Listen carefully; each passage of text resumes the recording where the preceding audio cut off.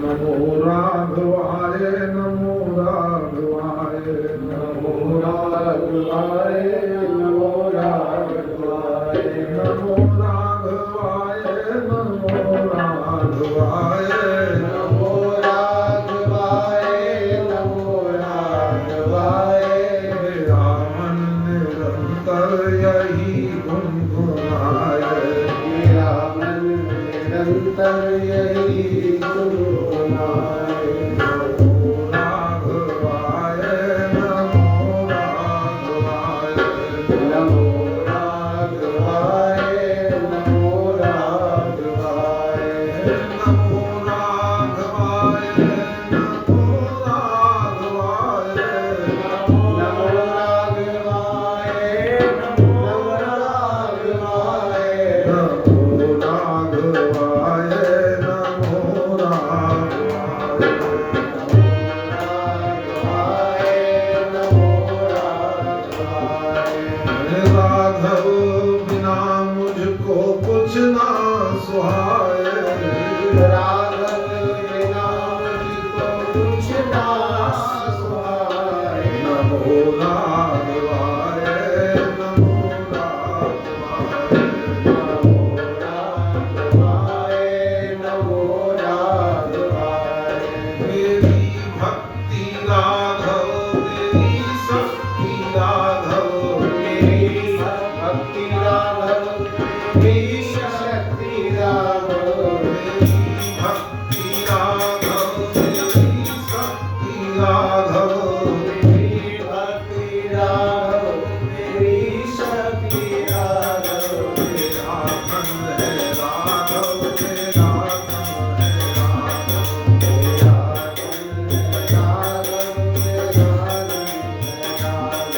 मेरा मन है राघव मेरा मन है राघव मेरा मन है राघव मेरा धन है राघव ना कोई चुराए मेरा धन है राघव का कोई चुराए नमो राघवाय नमो राघवाय नमो राघवाय नमो राघवाय नमो राघवाय नमो राघवाय नमो राघवाय नमो राघवाय श्री रामचंद्र भगवान की कल आप लोगों ने श्रवण किया था बाबा तुलसी का चरित्र चल रहा है। आज चतुर्थ दिवस है। तो कल हम लोग यहाँ तक पहुंचे थे कि बाबा नरहरियानंद जी महाराज तुलसीदास जी को अपने साथ ले गए। गांव वालों से सलाह मशवरा करके पूछ करके आज्ञा लेकर के ले गए। तो कहते हैं कि श्री अवधपुर पहुंचे। कहाँ गए लेकर के? अवधपुर पहुंचे और संमत 1561 की बात है। संमत 1561 माघ शुक्ल पंचमी तिथि को, और उस दिन शुक्रवार का दिन था। प्रातः सरयू के तट पर इस बालक राम बोला का कर्मकांडी ब्राह्मणों द्वारा बोले यज्ञोपवीत संस्कार किया गया। यज्ञोपवीत संस्कार हुआ। यही तो संतों की महिमा है। जिसको किसी ने आश्रय न दिया उसको आश्रय कहाँ मिला? संतों से। महाराज बोले आग लगी आकाश में झर झर गिरत अगार, यदि संत न होते धरनी पे तो झरमर तो संसार। दीक्षा हुई महाराज, गायत्री मंत्र बोला, बताया ब्राह्मण। जब यज्ञोपवीत संस्कार होता है तो ब्राह्मण लोग गायत्री मंत्र बताते हैं, कान में कहते हैं। एक दो बार गायत्री मंत्र उनके कान में बताया। फिर गोस्वामी जी ने तुरंत उनसे कहा कि आप बताइए हमने क्या सुनाया। एक दो बार के श्रवण से ही उन्होंने पूरा गायत्री मंत्र ज्यों का त्यों बिल्कुल शुद्ध उच्चारण के साथ बोल के सुना दिया। और उम्र कितनी थी इनकी? इनकी उम्र थी केवल 7 वर्ष की थी, 7.5 वर्ष की थी। क्योंकि 5.5 वर्ष तो इनको चुनिया ने पालन पोषण किया और 2 वर्ष तक उसके बाद मां पार्वती ने खीर खिलाई, तो 7.5 वर्ष के हुए। उसके बाद नरहरिदास जी महाराज इनको ले गए। तो 7.5 वर्ष के बालक ने एक बार के सुनने से ही गायत्री मंत्र पूरा, बड़े प्रसन्न हुए गुरुदेव, तो बड़े प्रसन्न हुए कि बालक की जो प्रतिभा है, जो बुद्धि है, वो बड़ी तीक्ष्ण है। बड़े प्रसन्न हुए, क्योंकि गुरु को शिष्य अच्छा मिल जाए तो गुरु जी बड़े प्रसन्न होते हैं, और शिष्य मिल जाए अपने टेढ़ा सूधा तो गुरु जी भी माथा ठोके, बोले ये भी कहां से मिल गया, गुरु नहीं वाकई में चेला ही मिला। गुरु नहीं है, वाकई में चेला ही मिला। कि गुरु जी के पास एक शिष्य गया था, हमें अपना चेला बना लो। गुरु जी ने मना किया, बोले क्या करो, बोले नहीं गुरु जी मेरी बड़ी श्रद्धा है आपके चरणों में, आप मुझे अपना शिष्य बना लीजिए। गुरु जी ने कही चलो इतना आग्रह कर रहे हो तो बना लेते, बना लिया चेला। चेला बनाने के बाद अब गुरु जी से कहता कि गुरु जी मुझे कोई तत्वबोध कराओ, चर्चा सुनाओ, कथा सुनाओ।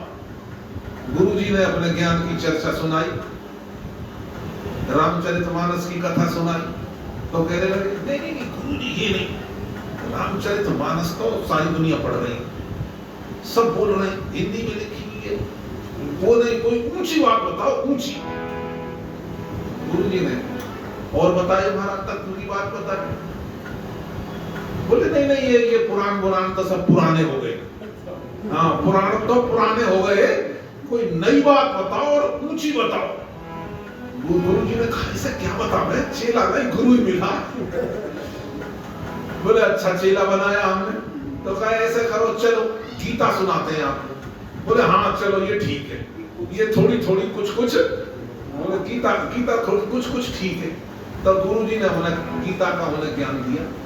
पहले तो बोले गुरु जी बोले कि गीता तो बाद में सुनाएंगे, पहले आप गीता का महात्म सुन लीजिए।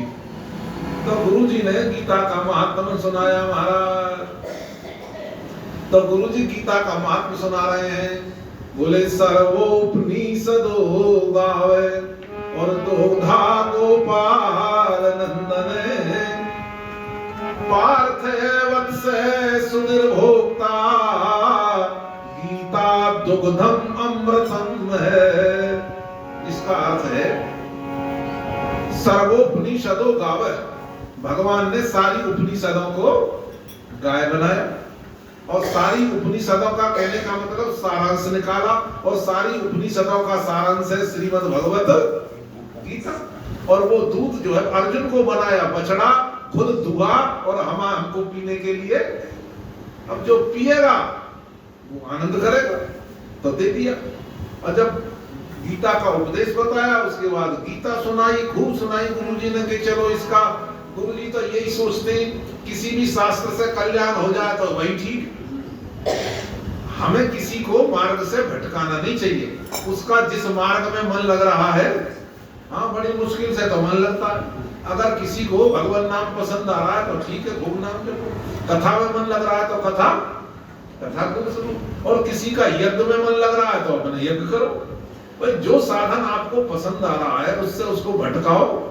जैसे लोमस ऋषि भटकाते रहे, लोमस ऋषि के ज्ञान सुनाते रहे काकभूषण जी महाराज, लेकिन काकभूषण जी समस्या क्या समस्या बन गई। काकभूषण जी महाराज क्या कह रहे हैं, गुरुजी आपका ज्ञान बहुत बढ़िया है, मैं सुन लूंगा, लेकिन राम भगति जल मन मीना, किमि बिल गाय मुनीस प्रवीणा। मेरा जो मन है वो राम भक्ति रूपी जल में मछली बना हुआ है, आप उससे वहां से अलग, पहले मुझे नेत्र भर करके उस स्वरूप को पी लेने दो, उसके बाद कुछ और सुना देना। समस्या बन। लेकिन गुरुजी ने सोचा चलो इसको गीता पे इसका मन आया तो गीता इसको खूब सुना देते।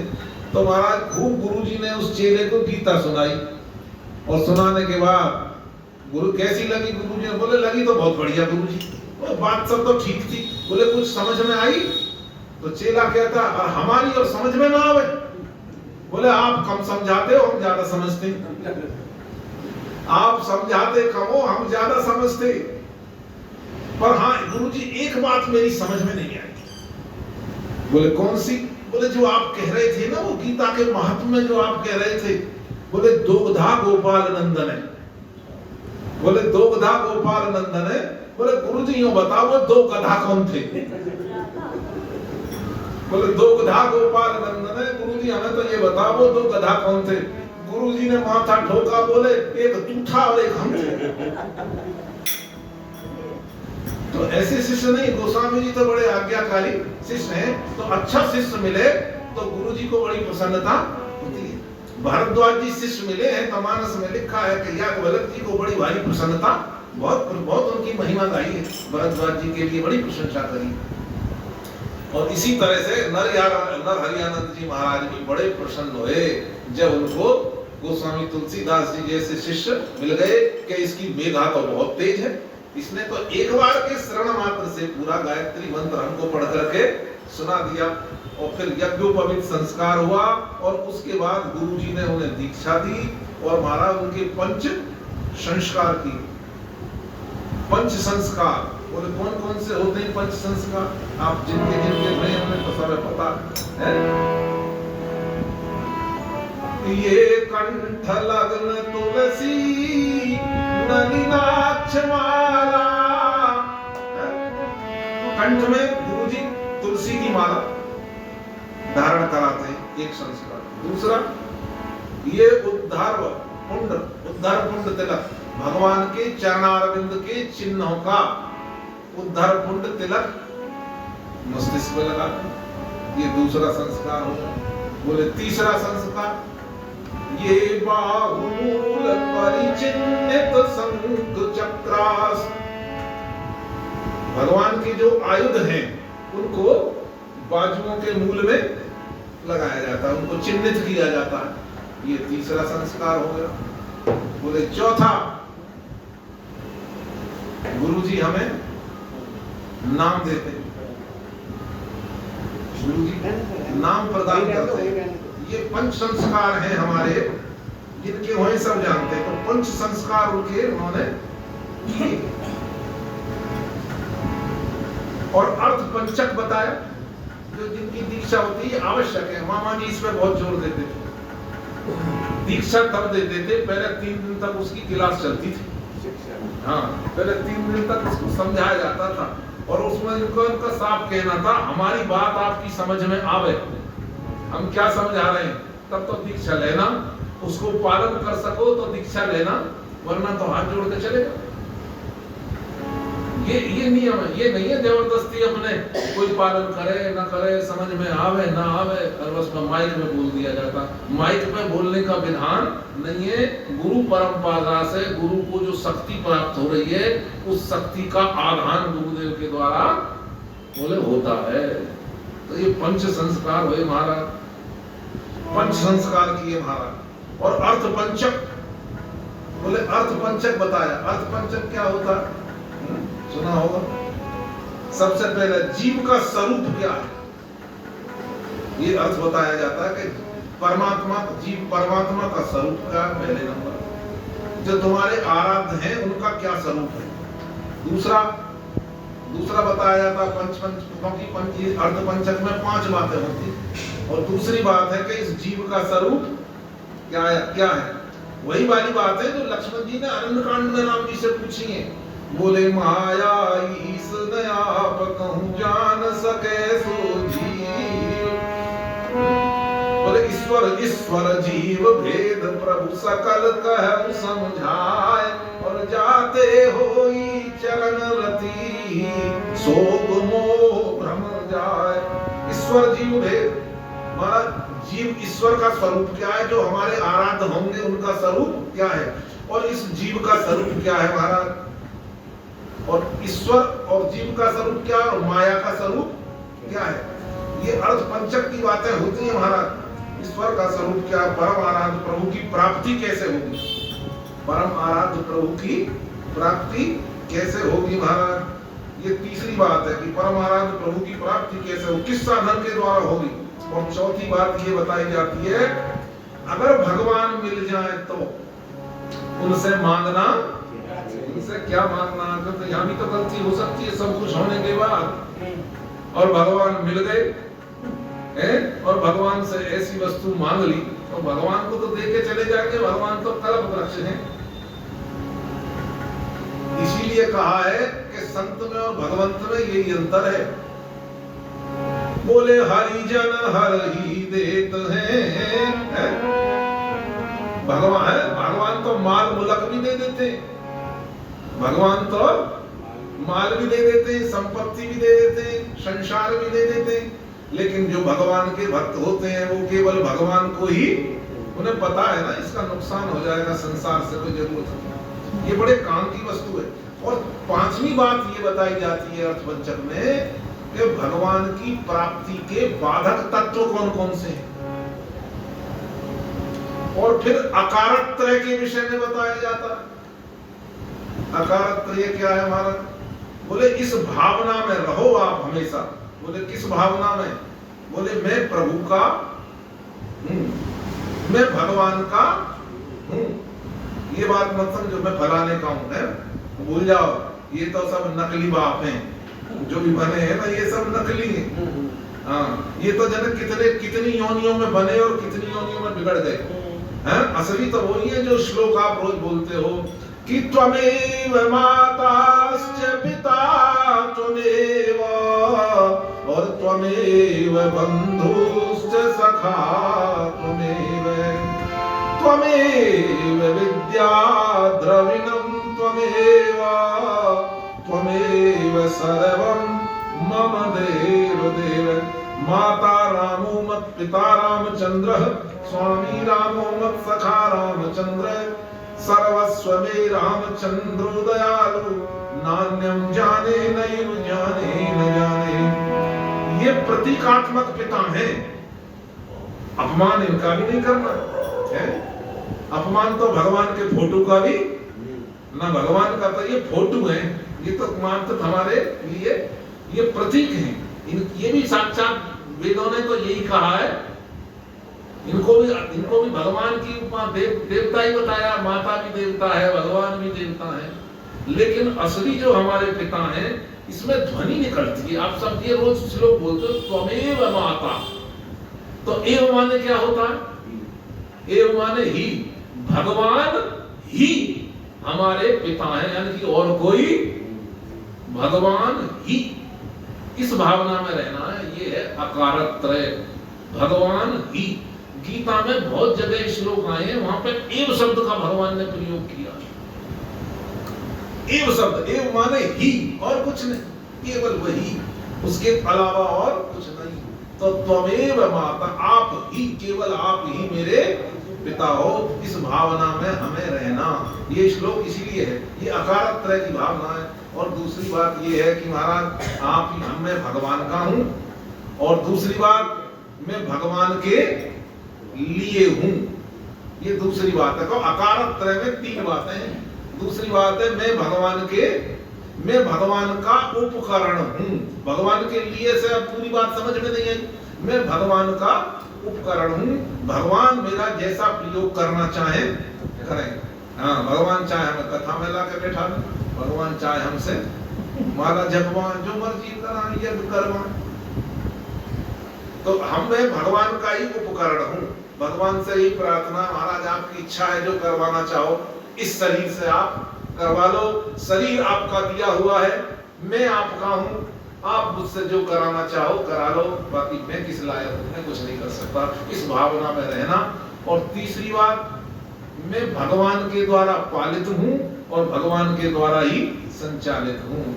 ये दीक्षा गोस्वामी जी को दी गई, ये सब बातें उनको बताई। गोस्वामी जी तो सब जानते हैं, ये सब हमारे जानकारी के लिए ये सब बातें यहाँ पे लिखी गई हैं। तो उनको लेकर के, गोस्वामी जी को लेकर के उनके गुरुदेव परम पूज्य श्री नरहरियानंद जी महाराज 10 महीने तक अवध में रहे हैं। अवध में कहां निवास किया उन्होंने? कहते हैं कि अयोध्या में हनुमान टीला के पास, हनुमान टीला के पास उन्होंने निवास किया था।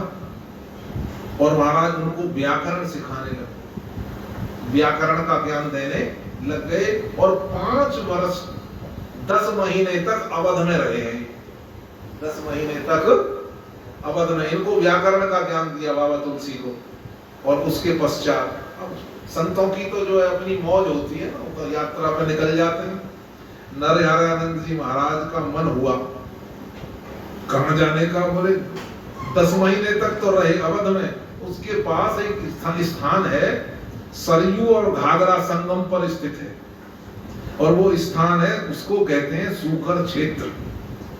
जो कहते हैं मैं पुण्य निज गुरु सन सुखी कथा से सूकर खेत, ये कहाँ पे है? ये सरयू और घाघरा के संगम पे स्थित है। और यहाँ भी पौष के महीने में लोग कल्पवास करने के लिए आते हैं, बड़ा भारी यहाँ पे मेला लगता है। तो इस मेले में जाने के लिए ये तैयार हो गए हरियानंद जी महाराज, इनके गुरुदेव, और तुलसीदास जी को भी कहा चल बेटा चला तुझे पौष स्नान करवा के लाता हूँ। और ये सूकर क्षेत्र में तब आए, 10 महीने तक तो शुरू में अवध में रहे और उसके बाद इनको सूकर क्षेत्र में लेकर के आ गए और संत की मौज, और सूकर क्षेत्र में इनका मन लग गया और 5 वर्ष तक सूकर क्षेत्र में ही सूकर क्षेत्र में निवास किया। वहीं गोस्वामी जी को व्याकरण पढ़ाते रहे और वहीं इनको याद आई कि महाराज शंकर भगवान कह गए थे, शंकर भगवान मुझे संस्कृत में जो रामचरितमानस सुना के गए हैं, उस रामचरितमानस को, इस राम बोला को तुम्हें सुनाना है महाराज। तो उनको याद आई और वहीं पर ये रामचरितमानस भी इनको ये सुनाते रहे महाराज। रामचरितमानस इनको सुनाई, खूब पक्की करवाई महाराज।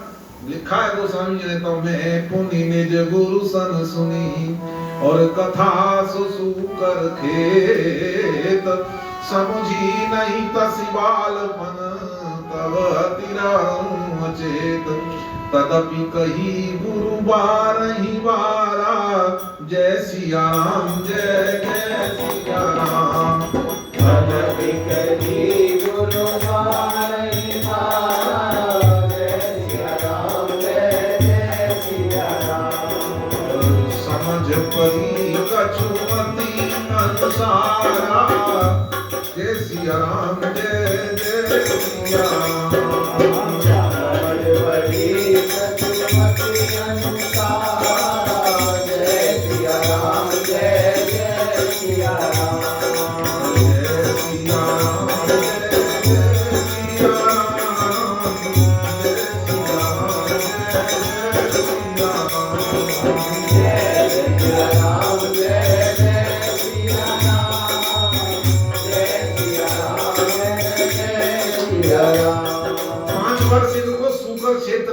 करते हुए हो गए थे।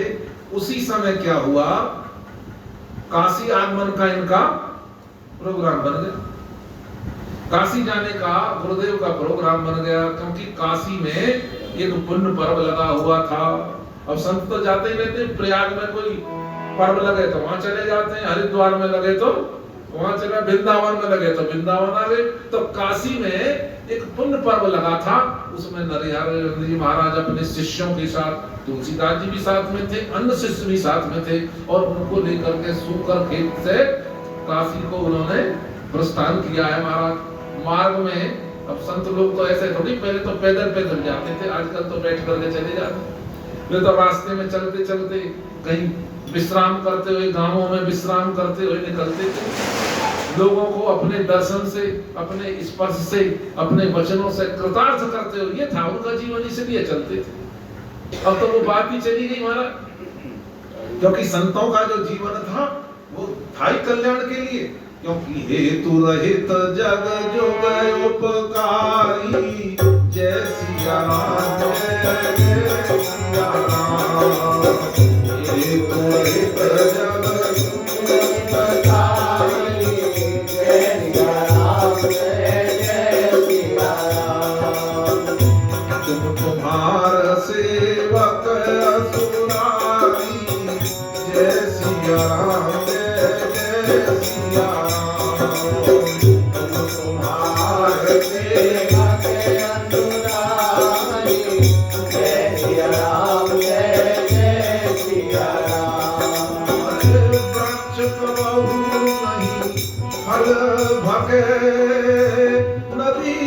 संचयनी,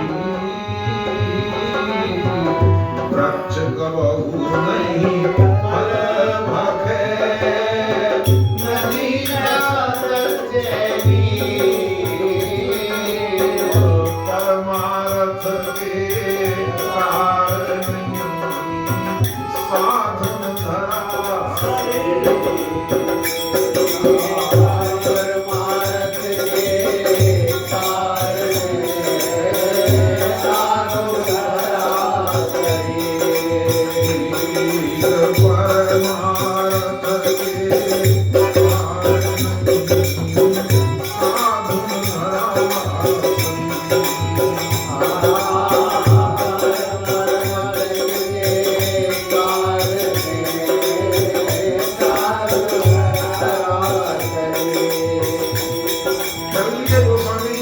के साथ में शिष्य थे और मार्ग में जहां जहां ठहरेंगे वहीं वहीं कल्याण होगा।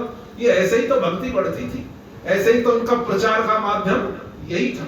बड़ा सरल था मार्ग, बड़ा सरल मार्ग था। मांग के खा लेते थे, मांग करके खा लेते थे बेचारे, और अपने घूमते हुए कभी इस गांव में ठहर गए और कभी उस गांव में ठहर गए, और लोगों को अपने दर्शन से, अपने स्पर्श से और अपने वचनों से कृतार्थ करते हुए अपने अभिष्ट स्थान पर जहां उन्हें जाना होता, हरिद्वार जाना, कभी वृंदावन जाना, जहां जहां संतों का सम्मेलन होता, सभा होती, उत्सव और पर्व होते, वहां तीर्थों में ये भ्रमण करते। कहते हैं तीर्थ जो है पवित्र जरूर करते हैं। तीर्थ कब पवित्र करते हैं? बोले जब फलाने पर पवित्र करते हैं, समय आता है तब तीर्थ पवित्र करते हैं। तीर्थम कुर्वन्ति तीर्थानि, तीर्थ जो है पवित्र करते हैं, लेकिन तीर्थों को भी पवित्र कौन करते हैं? हाँ, तीर्थों को भी पवित्र करने वाले संत हैं। दूसरी बात एक और कही गई, तीर्थ जो है जब समय आएगा तब फल देंगे। आपने तीर्थ किया, पुण्य आपके खाते में जमा हो गया, तो लेकिन जब उसका समय आएगा तब फल मिल जाएगा। लेकिन संत के दर्शन से बोले तुरंत फल मिलता है। संत के दर्शन का फल बोले तुरंत है महाराज। बोले मुख देखत पातक हरे, पर सत्कर्म विराम। मुख देखत पातक हरे, पर सत्कर्म विराम। वचन सुनत मन मोहगत, पूरब कर्म विराम। वचन सुनत मन मोहगत, पूरब कर्म विराम।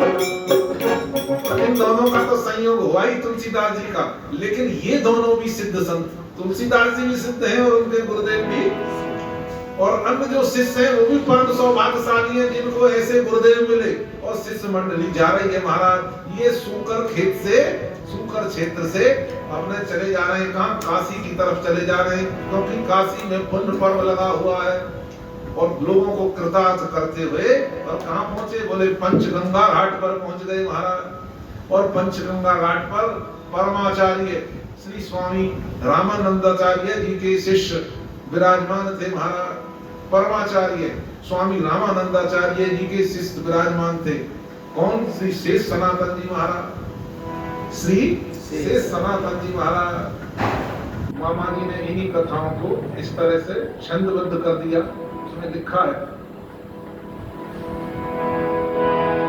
अरे पायस पाकर अन्नपूर्णा से, विपदा भी वरदान बनी।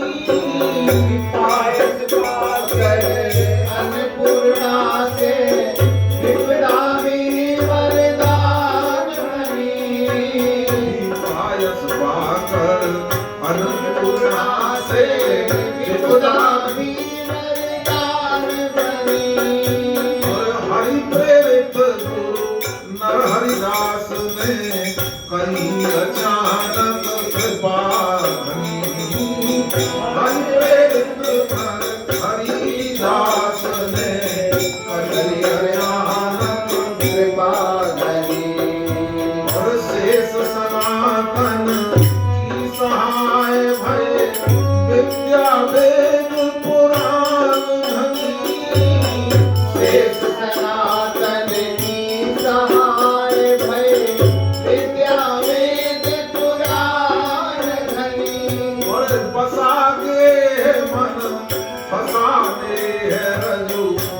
रत्नावली पाए पत्नी। बसावे मन फसाने रजू रत्नावली पाए पत्नी। अरे बसागे है मन फसाने है रजू रत्नावली पाए पत्नी। बसावे मन फसाने रजू रत्नावली पाए पत्नी। मुनि जगे तुरत सुनी पत्नी की फटकार बाबा तुलसी।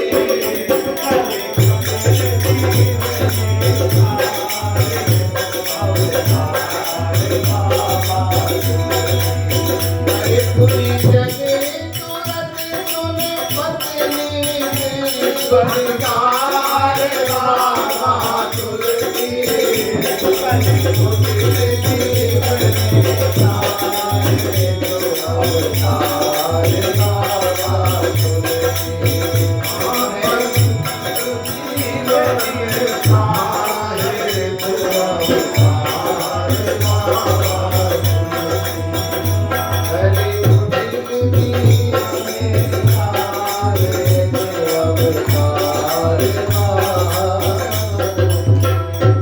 संक्षिप्त में वर्णन ये है कि अवध माए 10 मास रहे, पहुंचे सूकर खेत और बरस 5 बिरने तहां तुलसीदास समेत। और अवध माए दीक्षा दई शिक्षा क्षेत्र बराह, अति प्रसन्न गुरु ने रख के तो बालक को उत्साह। बड़े उत्सुक थे महाराज गोस्वामी जी, बड़े जिज्ञासु थे, क्योंकि बात भी सही है। किम करिष्यन्ति वक्तारे श्रोता यत्र न विद्यते। वहां वक्ता ही बेचारा क्या करेगा जहां श्रोता ही नहीं होंगे। वहां गुरु जी क्या करेंगे जहां जिज्ञासु। कहते हैं जहां दिगंबर जैनी रहते हो वहां बेचारा धोबी क्या करेगा।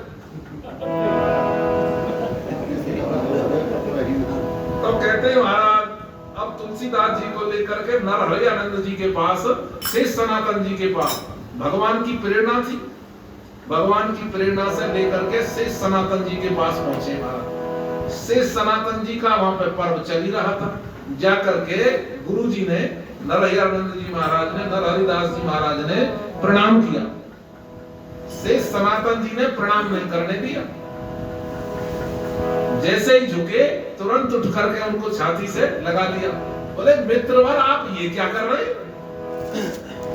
मित्रवर आप ये क्या कर रहे हैं? अरे आपका तो हमारा मित्रता का संबंध है, बराबरी का संबंध है। आप तो हमारे ही समक्ष हो, आप ऐसे कैसे कर रहे हो? प्रणाम नहीं करने दिया। उन्होंने तुलसीदास जी से प्रणाम उनको करवाया। तो पारा ये दोनों वहां पे बैठे जाकर के भक्ति ज्ञान वैराग्य की चर्चा हुई। वहां तो सत्संग चल रहा था। ये दोनों जो है विभूतियां जो है आपस में चर्चा करने लग गई महाराज। भक्ति ज्ञान और वैराग्य की चर्चा चल रही थी। अब चर्चा चल रही थी भक्ति ज्ञान वैराग्य की। उन्होंने पूछ लिया, बोले ये बालक कौन है? उन्होंने कहा ये बालक जो है तुलसीदास है। सारी कथा बताई है, उसको रिपीट करने की कोई जरूरत नहीं है, आप लोग सब जानते हैं। सारी कथा बताई।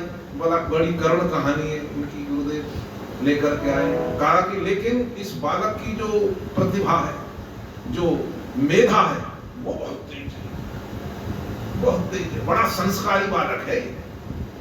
सनातन जी बोले संस्कारी तो होगा ही। जब आप जैसे गुरुदेव का सानिध्य मिला है तो संस्कारी होने में वाला क्या संदेह। वो तो वहीं से ही पता लग जाता है कौन से गुरु के चेला है, कौन से पहलवान का चेला है, पता लग जाता है पट्टा किसका है। वहीं से अंदाज लग जाता है कुछ कुछ। और इसीलिए हमें भी हर शिष्य को इस बात की याद रखनी चाहिए कि हम अपने गुरु जी के नाम को नीचा ना होने दें। इसी में हमारी भलाई है और इसी में गुरुदेव की महिमा है। तो कहा कि आपका संस्कारी तो होगा ही, जो आपने अपनाया है और आपके सानिध्य में रहा है और 5 वर्ष से रह रहा है महाराज, आज से थोड़ी रह रहा है, बड़ा संस्कारी होगा। तो ये दोनों गुरुदेव मिलकर के आपस में, क्योंकि वहां तो उत्सव चल रहा था ना, वहां पे चर्चा चल रही थी, सत्संग चल रहा था। अब सत्संग में बात आ रही थी कि जो जीव है, सत्संग में ज्ञान की चर्चा चल रही थी। ये उत्तरकांड में जो गोस्वामी जी ने कहा क्या बोले, ईश्वर अंश जीव अविनाशी और चेतन अमल सहज सुख राशि, सो माया बस भयउ साई, बंध्यो कीर मरकट की नाई। जड़ चेतन ही ग्रंथि पर गई, यद्यपि मृषा छूटे कठिनाई। और तब ते जीव और भयउ संसारी, छूट न ग्रंथि न होए सुखारी। ये छूटी न ग्रंथि न होई सुखारी। वो कह जीव जो है ईश्वर का अंश है। ईश्वर जो है सच्चित आनंद स्वरूप है, तो जीव भी सत्स्वरूप है, चित स्वरूप है और आनंद स्वरूप है। लेकिन ईश्वर में और जीव में इतना अंतर है कि ईश्वर जो है सत सिंधु है, आनंद सिंधु है और चित सिंधु है, और ये जीव जो है सत बिंदु है, चित बिंदु है और ये आनंद बिंदु है। ये अंतर है। लेकिन ये जीव जो है माया से आवृत होने के कारण, माया के वशीभूत होने के कारण काल कर्म और स्वभाव की डोरी में बंध गया है। उसकी डोरी में बंधने के कारण ये मोहग्रस्त हो गया, और मोह के कारण इनको नाना प्रकार के जोनियों में जन्म लेना पड़ता है। अनेक जोनियों में जन्म लेता है तो इसको जन्म का कष्ट होता है, फिर बीमारियां घेरती हैं महाराज, और बुढ़ापे का भी कष्ट ये घेर देता है।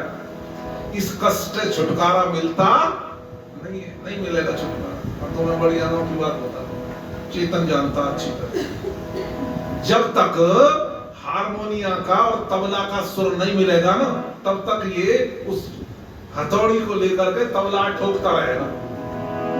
कभी हमने देखा ऐसे ही है ना, जब तक हारमोनियम का और तबला का स्वर मिलेगा नहीं, तब तक वो तब तक तबला जो है ठुकाई खाता।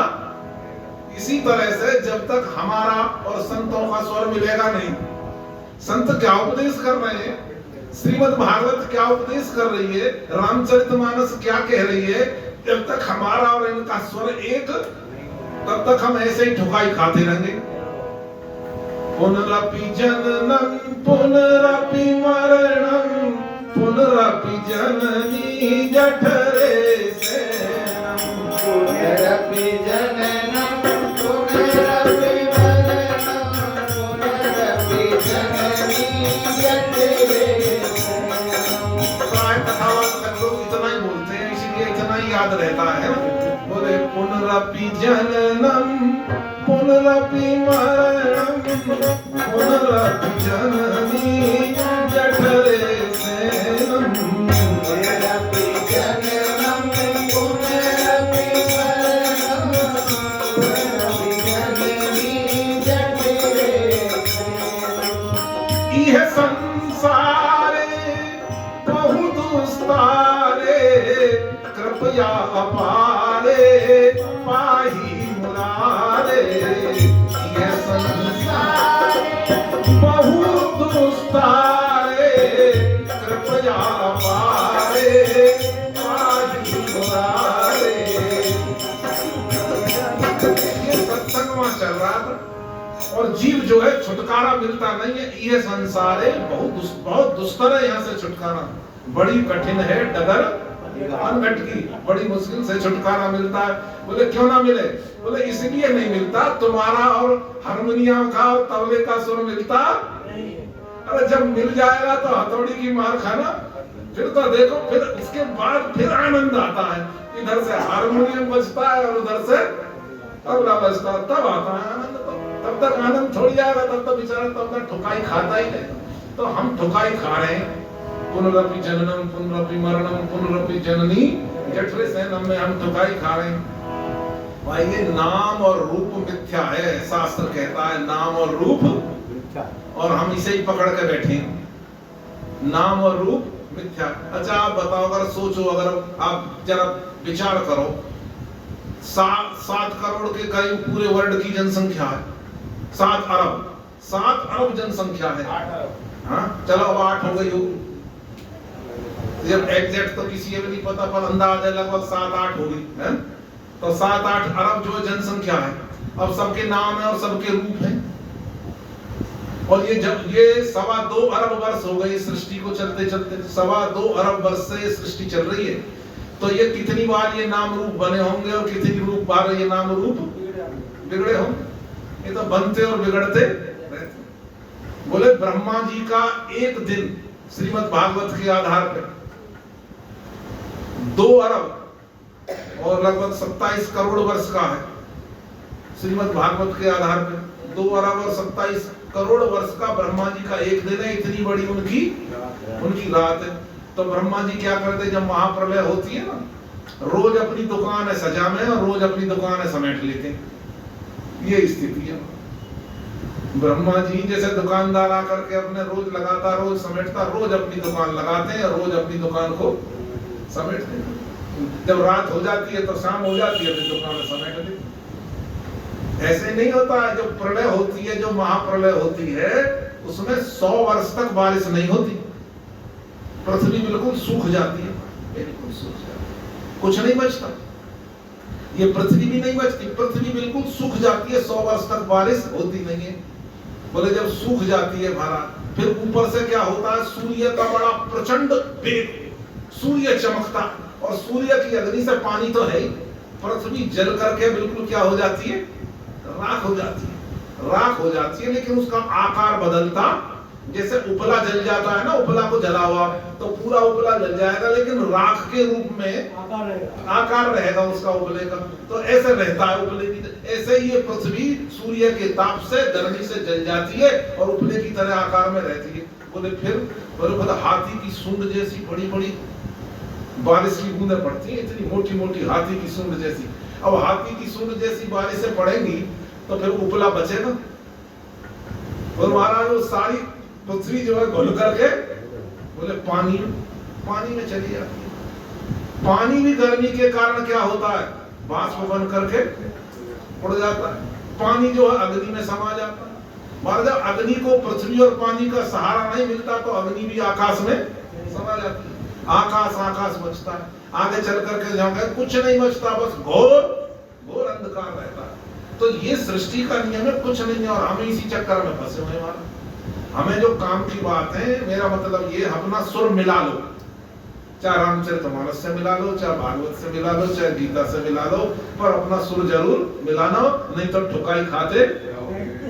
ये बात है बहुत महत्वपूर्ण। नचिकेता से ने प्रश्न किए, धर्मराज से, यमराज से प्रश्न किए, 3 प्रश्न किए। तो 2 प्रश्नों का तो नचिकेता के 2 प्रश्नों का तो उन्होंने उत्तर बड़े आराम से दे दिए। बोले पहले प्रश्न पूछा, बोले मेरे पिता का जो है 3 वरदान मांगे, तो पहला वरदान दे दिया। बोले मेरे पिता का जो है शोक कष्ट दूर हो जाए, बोले मेरे पिता की सदगति हो जाए, दे। और तीसरा वरदान पूछा कि इस आत्मा का स्वरूप क्या है, मरने के बाद शेष रहती है कि नहीं रहती है।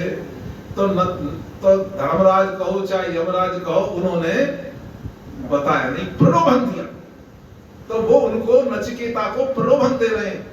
बोले यार बच्चे ये सब जान के क्या करेगा। उन्होंने अपनी शक्ति से, दिव्य शक्ति से अनेकों अप्सराएं सामने ला करके खड़ी कर दी। बोले ये स्वर्ग की दिव्य अप्सराएं हैं, करोड़ों यज्ञ करके जो लोग स्वर्ग आते हैं ना, तब इनका फल हो पाते। ये ले करोड़ों अप्सराएं, माना एक से एक विषय भोग उनके सामने रख दिए। बोले ये ले ले बेटा, इनका मौज कर, ये बड़े हाथी हैं और राजगद्दी है, और सब बड़े बड़े राजगद्दी का प्रलोभन और महाराज विषयों का प्रलोभन सामने रख दी। हमारे जैसे होते तो बोले छोड़ो यार, आत्मा के स्वरूप जान के क्या करेंगे, हैं? और होता भी ऐसा ही है। हम कहाँ जानते हैं, हमें पता लग जाए कि अभी वहां कोई फिल्मी एक्टर आ रहा है, तो बोले कथा छोड़ो यार, तो हम ये इसका आत्मा के स्वरूप को छोड़ करके बोले वहीं भाग जा, फिर हम उधर ही चले जाते हैं। बोले वो देखो याद बाद में देखा जाए। लेकिन नचिकेता बड़ा समझदार था। नचिकेता बोला कि इन्होंने 2 वरदान आराम से दे दिए, तीसरी बात नहीं बता रहे, मुझे प्रलोभन में फंसाना चाह रहे। बोले इसका मतलब ये बात इतनी इंपॉर्टेंट है, ये बात सबसे महत्वपूर्ण है, और इसी के लिए तो पूछना चाह रहा हूं। तब नचिकेता ने कहा कि आप जो मुझे दिखा रहे हो ना, ये जितने भी विषय भोग आप मुझे दिखा रहे हो, ये सारे विषय भोग जो है ना, ये इंद्रियों की प्रतिभा को, इंद्रियों की शक्ति को जला करके राख करने वाले। जितने भी विषय भोग हैं, आप भले ही उनको भोग करके खुश हो जाओ कि हमने विषय भोग कर लिए, लेकिन आपने विषय भोगों को नहीं भोगा, वो भोगों ने ही आपका भोग लिया। बोले भोगा न भोक्ता वयमेव भोक्ता, और तृष्णा न जीर्णा वयमेव जीर्णा, कालो न यातो वयमेव याता। श्रुतियां कहती हैं भोगा न भोक्ता, भोग हमसे भोगे ही ना गए, हम सोच रहे हैं कि हमने भोग लिया। अच्छा होता क्या है, हम खूब खाते हैं मार, खूब हमने दावतें कहीं, खूब पार्टियां करी, लेकिन करते करते एक स्थिति ये आ जाती है कि हम सोच रहे हैं कि हम भोगों को भोग रहे हैं, लेकिन पता चला हमारे दांत ही खत्म हो गए। अरे भाई, वो भोग तुम्हारे दांतन ने खा गए, तुम्हारे दांतों को भोग, तुमने वो भोग नहीं खाए, वो भोग ही तुम्हारे दांतों को। हाँ, बोले भोग बने हुए दांत है नहीं, शरीर बना हुआ है, भोग है नहीं। हम समय को नहीं काट रहे, समय ही हमें काट रहा है। लोग बड़ा अजीब लगता है, लोग कहते हैं कि काट रहे हैं, क्यों काट रहे हैं? आनंद ले समय का। अरे भगवान का भजन समय का आनंद ले, क्यों ठुकाई खाता है? सुर में सुर मिला भाई, सुर में सुर मिलाओ। इसीलिए ये सत्संग वहां पर चल रहा है, दोनों महापुरुष। अरे काशी का सत्संग कोई छोटा मोटा थोड़ी होगा, ये काशी में दोनों महात्माओं का सत्संग, महात्मा भी बैठे और लोग भी बैठे, और शेष सनातन जी महाराज, ये बड़े वयोवृद्ध और बड़े ज्ञानवृद्ध और बड़े परम सिद्ध महात्मा थे महाराज, बड़े बड़े संत का सत्संग सुनने के लिए आया करते थे। ये सत्संग सुन रहे थे, इन्होंने देखा कि ये बालक तुलसीदास जी भी बड़ी टकटकी लगा है, सुर में सुर मिलाने की कोशिश कर रहा है। ये सुन रहा है सत्संग महाराज, ये सत्संग सुनने की कोशिश कर रहा है। तो पूछ लिया उन्होंने शेष सनातन जी, क्यों बेटा, कुछ समझ में आ रहा है? हमारी जो चर्चा हो रही है ये आपकी समझ में आ रही है? हाँ, अगर बड़ा होता तो मैं पूछते भी चले। 7.5 वर्ष की, 7.5 और 5 वर्ष ये और लगाए थे इन्होंने, तो 12.5 वर्ष के हो गए होंगे। 12.5 वर्ष का भी छोटा ही होता है, कोई बड़ा तो होता नहीं। तो पूछा महाराज, बेटा कुछ समझ में आ रहा है? तो तुलसीदास जी बोले, हाँ समझ में आ रही है बात, आप जो लोग सत्संग कर रहे हो। तो बोले हमारे बात आपकी समझ में आ रही है। तो तुलसीदास जी से पूछा उन्होंने, तो बच्चा बताओ हम क्या कह रहे थे? क्योंकि इस बालक पे ज्यादा स्नेह था, जिस पे ज्यादा स्नेह होता है उससे लाड़ दुलार में पूछा, बेटा बताओ क्या है? बोले हाँ सुना दूंगा। बच्चा बोला हाँ बाबा सुना दूंगा। बोले सुनाओ। तो महाराज गोस्वामी तुलसीदास जी सुनाने लगे। बोले ईश्वर को अंश जीव सचचित आनंद रूप, और माया बस होए के स्वरूप ही बिगड़ गो। ये ईश्वर को अंश जीव सचचित आनंद रूप, और माया बस होए के स्वरूप ही बिसर गो। काल कर्म गुण स्वभाव डोरी में फंसो आए, और निज को देहमान मोह जाल में, निज को देहमान मोह जाल में जकड़ गो।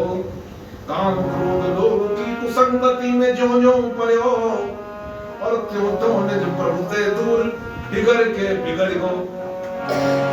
बिगड़ी बन जाए पाए नारायण प्रीत यदि। मामा जी के शब्द जो है ना, एक एक बड़े कीमती हैं। बोले बिगड़ी बन जाए पाए नारायण प्रीत यदि, और संत गुरु कृपाते यदि सत्संगति में पड़ गो। क्योंकि सठ सुधर नहीं और सत्संगति पाई, सठ सुधर नहीं सत्संगति पाई।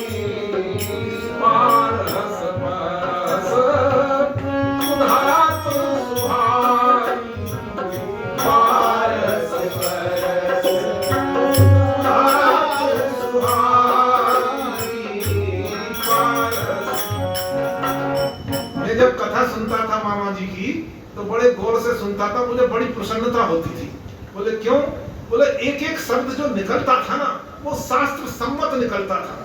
तो मुझे पता लगता रहता था ये रामचरितमानस से निकल रहा है, ये शब्द गीता से निकल रहा है, ये शब्द श्रीमद् भागवत से निकल रहा है। तो अभी आपने सुना गोस्वामी जी ने जो सत्संग सुना वो ज्यों का त्यों उन्होंने सुना दिया।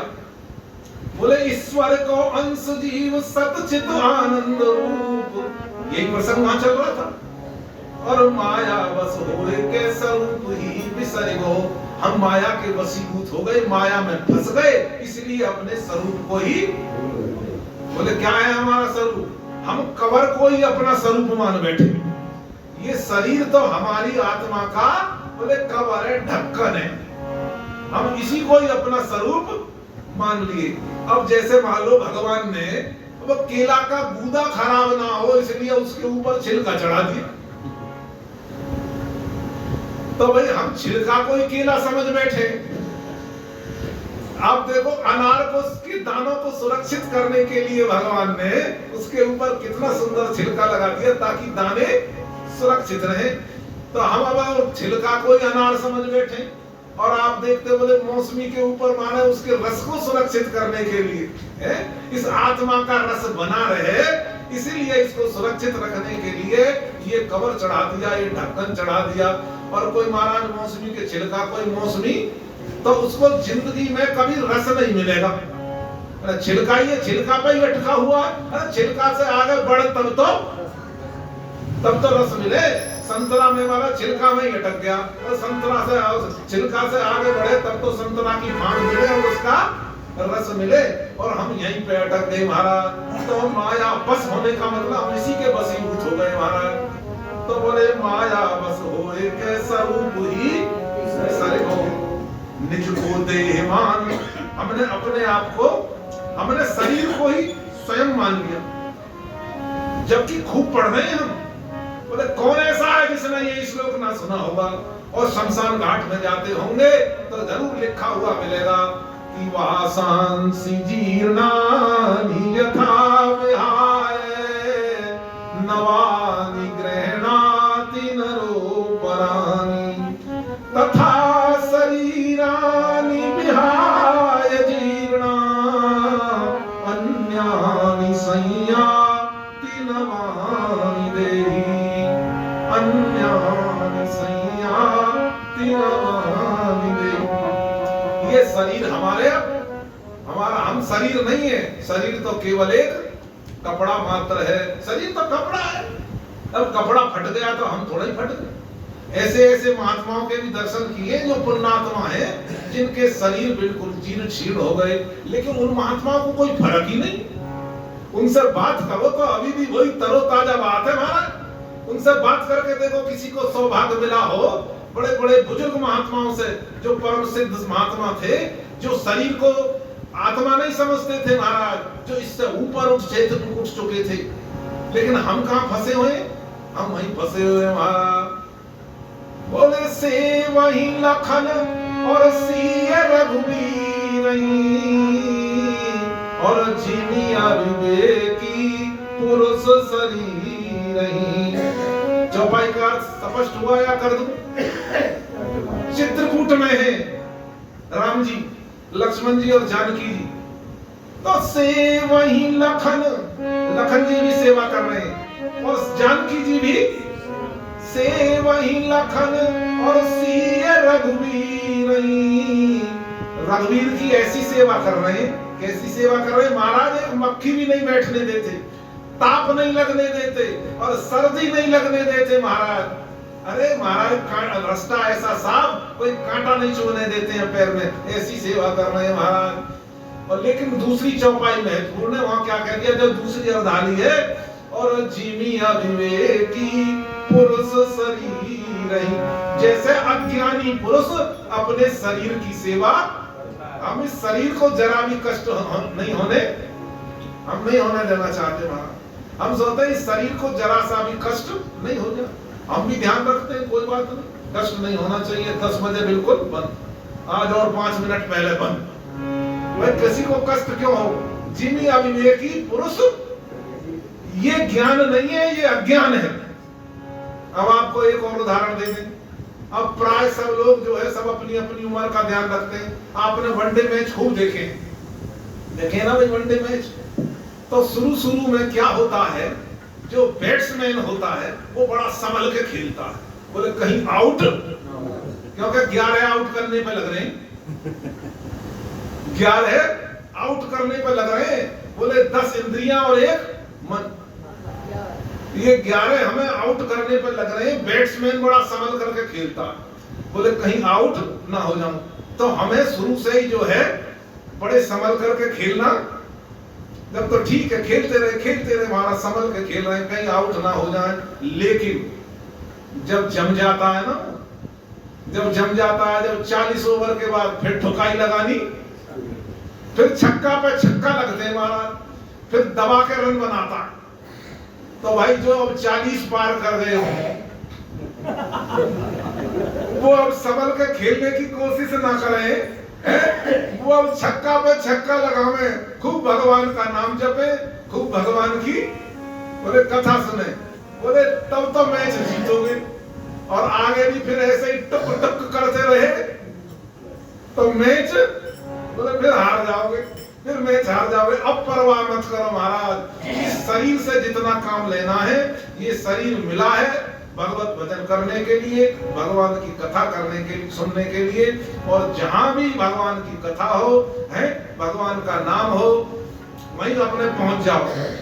ये ब्रह्मा जी श्रीमद् भागवत में ब्रह्मा जी भगवान श्री कृष्ण की स्तुति करते कर रहे हैं। पहला श्लोक तो ये है, बोले नौमीड्यते भ्रगुपुसे तडितंबराय गुंजावतंस परिपुच्छल सन्मुखाय वन्यस्त्रजे कवल वेत्र विशाल वेणु लक्षं श्रये मृदुपदे पशुपांगजाय लक्षं श्रये मृदुपदे पशुपांगजाय। और तीसरे श्लोक में कहते हैं स्थाने स्थिता श्रुतिगता, जो अपने स्थान पर स्थित रह करके, बोले कोई तो तुम्हारा स्थान होना चाहिए कि हम यहाँ बैठ करके कथा, चाहे अपने घर में ही हो और चाहे कथा होती हो, बोले वहां ये तो सिद्ध स्थल है हमारा। यहाँ तो 85 वर्षों से अखंड भगवान नाम संकीर्तन प्रतिवर्ष रामनवमी पे होता था। बड़े बड़े संतों के यहाँ पे चरण पड़े हैं, हर शनिवार हर इतवार को यहाँ सत्संग होता। कितना यहाँ नामोच्चारण हुआ है, कोई हिसाब किताब नहीं। तो इतने होने के बाद तो स्थल तो सिद्ध। कहते हैं कि 12 वर्ष तक जहाँ भगवान की ठाकुर की पूजा होती है श्रद्धा पूर्वक, वो जो स्थल है वो सिद्ध हो जाता है। तो ये तो सिद्ध स्थान है, आपको जहां रुचे, कोई पाबंदी तो ब्रह्मा जी ने लगाई नहीं। स्थाने स्थिता श्रुतिगता, अपने मन को स्थिर करके श्रद्धा पूर्वक जहां भी हो आप भगवान की कथा सुनो। बोले उससे क्या होगा? तो ब्रह्मा जी ने कहा, बोले इस ठाकुर को जीत पाना किसी के बस की बात। नारद जी का निष्कर्ष है, बोले परम स्वतंत्र न सिर पर कोई और भावई मनई करे हुक्म सो। स्वतंत्र सत्ता है महाराज, ये स्वराट है, स्वराट। जन्मादस्य यतोन्नवादितरत चार्थे व्यभिज्ञ स्वराट। स्वराट माने इनको राजा किसी ने बनाया नहीं है। जैसे शेर को कोई जंगल का राजा बनाता, वो अपने बल के कारण स्वयं जंगल का। ये कोई इलेक्शन नहीं हुआ कि इनको भगवान बना दिया हो किसी ने। ये स्वराट है महाराज, ये अपनी शक्ति से राजा है महाराज। तो भगवान तो परम स्वतंत्र हैं, जिनको कोई बस में नहीं कर सकता। तो ये ब्रह्मा जी ने लिखा यहाँ पे, बोले इन्हें कौन बस में कर सकता है? जो भगवान की कथा सुनता है श्रद्धा पूर्वक और अपना तन मन धन कथा पे न्यौछावर कर देता है, और कथा कोई अपना जीवन प्राण बना लेता है, वो अजित को भी जीत ले। पढ़ लेना, इस श्लोक में लिखा, तीसरा श्लोक है। अजित को भी वो जीत लेता है, जिनको कोई जीत नहीं सकता। अब बताओ, इससे बड़ा लाभ हम कथा का भला क्या बताएं? एक दूसरा और हमें पता लगा कि भगवान को कौन बस में कर सकता, भगवान को और कैसे बस में किया जा सकता। एक तो कथा से बस में हो सकते हैं, और दूसरा बोले कैसे बस में, यो ब्रह्म रुद्र शुक नारद भीष्म मुख्यई और रालक्षितो न सहसा पुरुषस्य तस्यै महाराज। ब्रह्मा विष्णु महेश सनकादिक बड़े बड़े योगेंद्र मुनिंद्र भी जिनको बस में नहीं कर सकते, उनको श्री राधिका जी के चरण रज का एक जरा सा टुकड़ा महाराज एक क्षण में बस में, वो एक क्षण में बस में कर लेता है। और मेरी अलमेली सरकार सरकार रसमान दुलारी सिया दे, मेरी अलमेली सरकार सरकार रसमान दुलारी सिया दे, मेरी अलमेली सरकार सरकार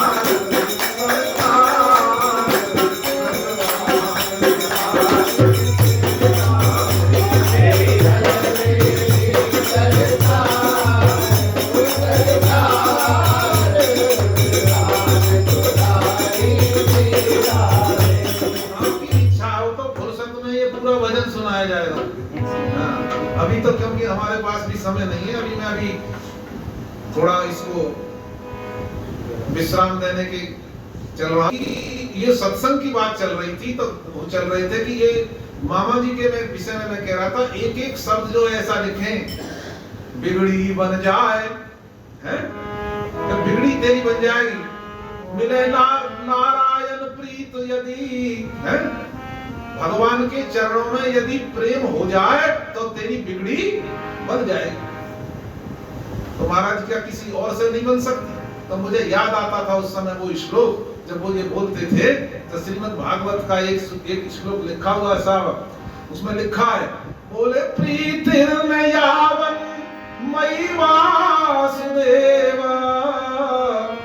बोले प्रीत, अर्थ बिल्कुल स्पष्ट है, बोले प्रीतिर्न यावन मयि वासुदेव, मुझ वासुदेव में जब तक आपकी प्रीति, और ने मुच्यते देह योगेन तावत, ने मुच्यते देह योगेन तावत, तब तक ये देह का संयोग बना ही रहेगा, इस देह योग से आपको मुक्ति मिल नहीं। प्रीतिर्न यावत, वही बात मामा जी लिख रहे हो, बिगड़ी बन जाए पाए नारायण प्रीत यदि, संत सद्गुरु कृपाते यदि सत्संगति में पड़ गो, क्योंकि भगवान का प्रेम तो संतों से ही। तो ये सत्संग चल रहा है, और वो गोस्वामी तुलसीदास जी से पूछ रहे थे, तो दोनों के दोनों बड़े प्रसन्न हुए, आश्चर्यचकित हुए, बोले बालक ने तो कमाल कर दिया, कमाल की मेरा है, अरे हम तो गद्य में बोल रहे थे, और इसने तो महाराज पूरा का पूरा कवित्वबद्ध करके और हमारा उपदेश हमें ज्यों की त्यों बोले सुना दिया। महाराज बड़े प्रसन्न हुए, तुलसीदास जी के ऊपर बहुत प्रसन्न हुए महाराज। तो ये सत्संग है, तो इसको तो चलने दिया जाए, क्यों नहीं? संतों के सत्संग की हमारी कहाँ सामर्थ्य है कि हम उसे रोक सकें, इसको खूब लंबा चलने दिया जाए, ये कल भी चलेगा।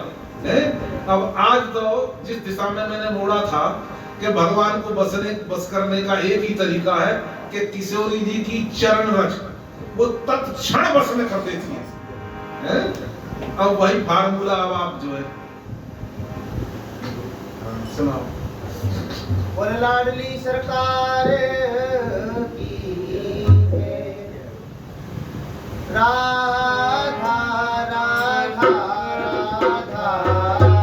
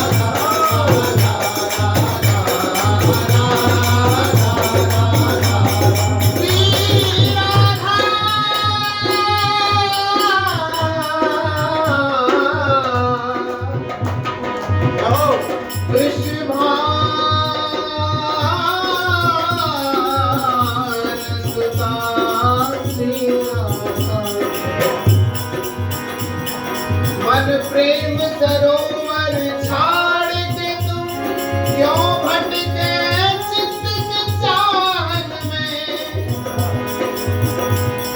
अरे गेंदा गुलाब अनेक खिले बैठो क्यों करीब चाहत में।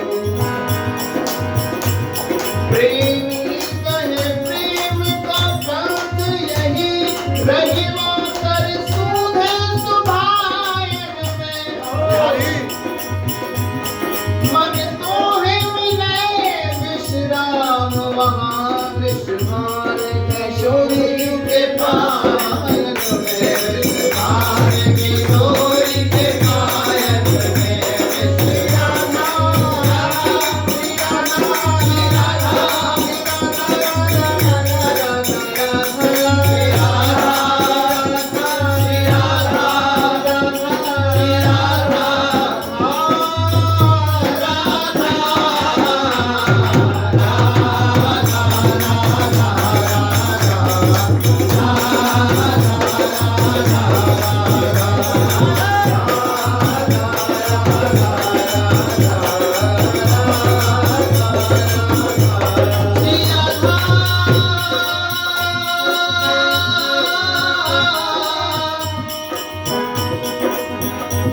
श्री राधा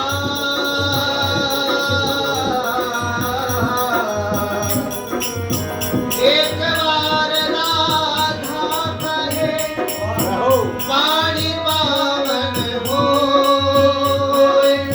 पानी पावन होए। एक बार होए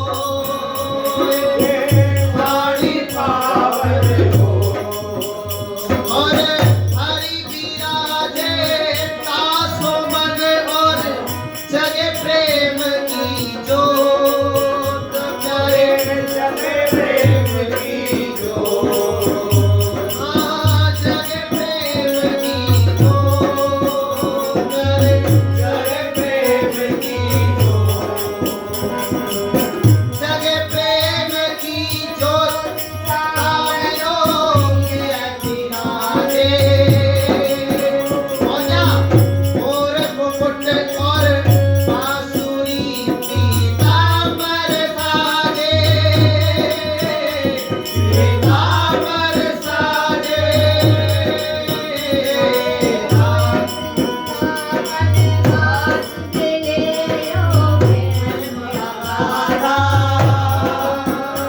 तेरो जीवन लला दिखाते एक बार चुराना।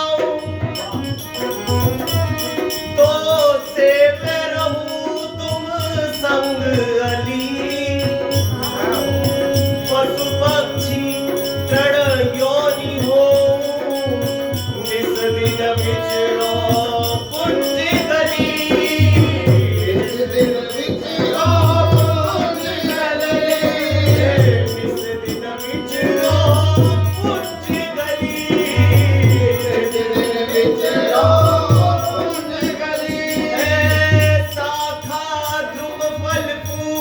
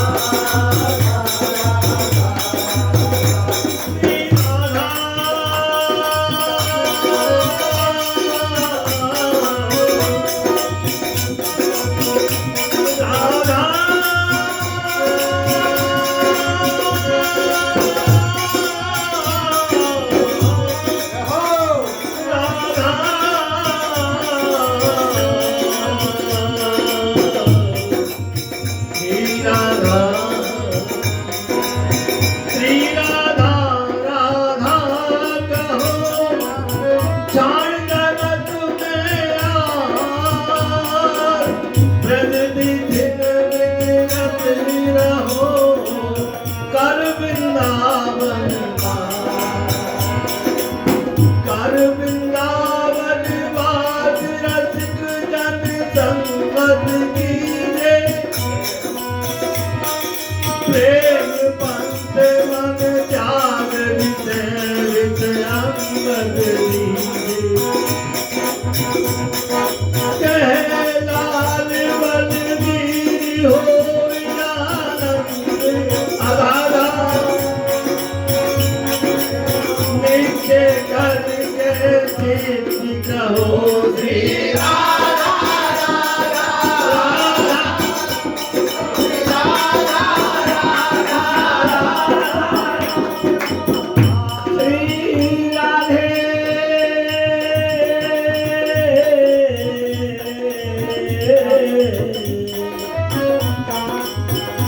भैया काऊ को भरोसा गणेशो शेष सार राखो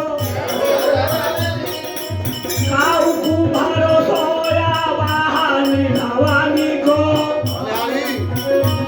अरे काऊ को भरोसा या उमा सिया लक्ष्मी को काऊ को भरोसा या काय कामसारी को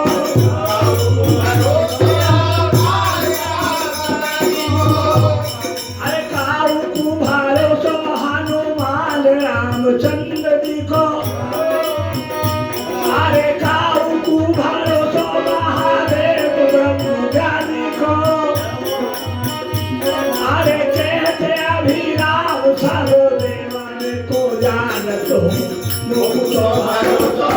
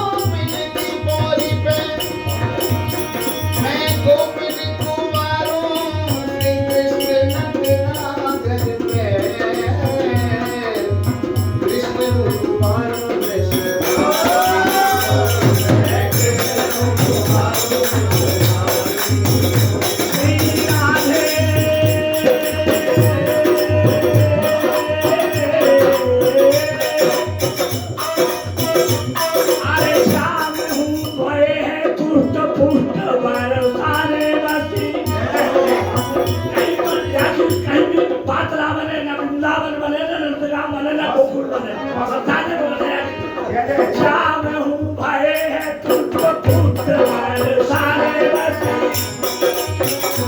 अरे पायो जो निवास तो पे पाए वो कहायो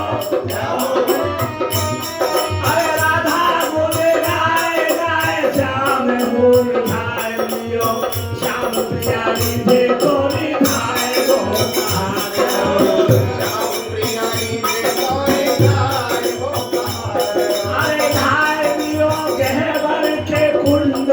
किशोरी आई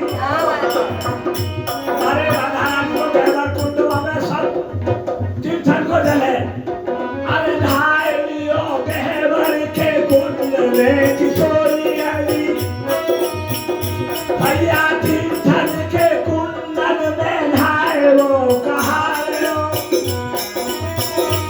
अरे ऐसो सुख मानो ही श्याम को तिरानो जो पेरा गानो तो बेगायो राधा नाम गानो तो बेगायो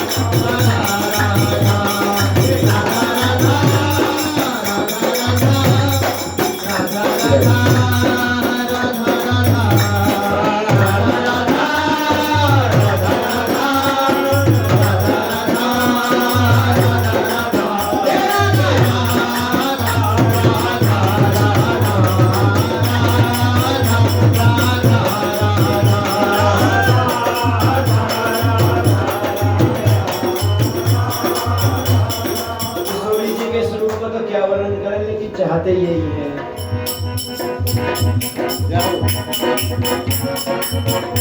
सरे ऊपर मोर के पंख लसे, उनमें वनमाल सुहाए रहे, कठ काच निमंज कसे, कटी में नट नागर भेष बनाए रहे,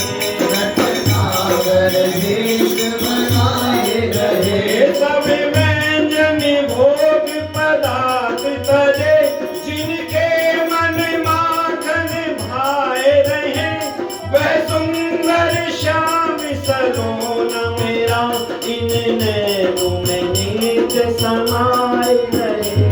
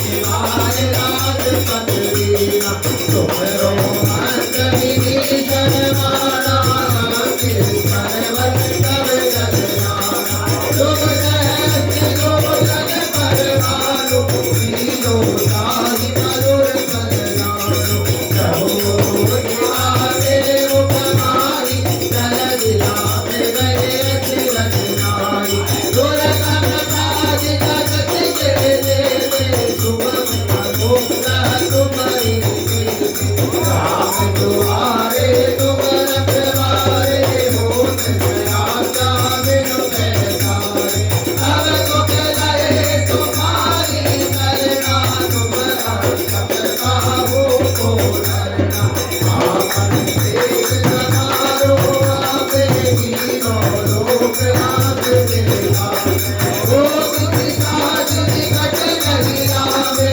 महावीर जब नाम सुनावे आते लोग हरे सब पीरा जपत निरंतर हनुमत वीरा संकट के हनुमान छुड़ावे मन सब वचन जान दोहरावे हर पल राम तपस्वी राजा जिसके काज सकल सुख साजा और मनोरथ जो कोई लावे सोई अमृत जीवन फल पावे चारों जुग प्रताप तुम्हारा है प्रत्येक जगत उजियारा साधु संत के तुम रखवारे असुर निकंदन राम दुलारे सहस देश नवनिधि के दाता असवर दीन ज्ञान की माता राम रसायन तुम्हारे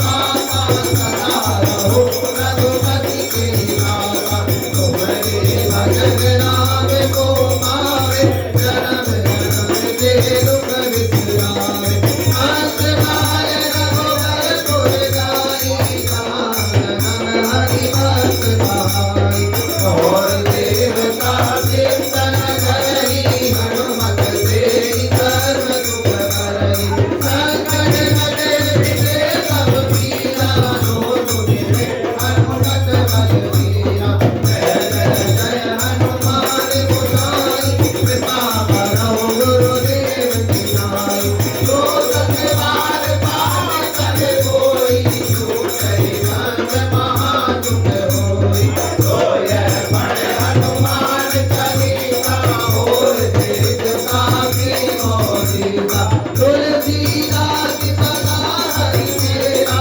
मीरे नाथ हृदय महावीरा पवन तनय संकट हरण मंगल मूरति राम लखन सीता हृदय बसु सुरभु सियापति राम जय जय राम मेरे प्रभु राम जय जय राम करो कल्याण सीताराम मेरा परिणाम राधे श्याम।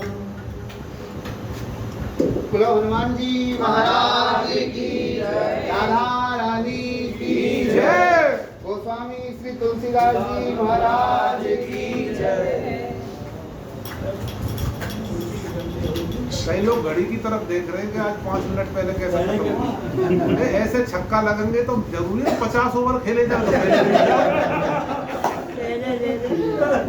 अगर ऐसे छक्का लगेंगे, एक छोर से चौका एक छोर से छक्का, तो फिर 50 ओवर की कौन खेल।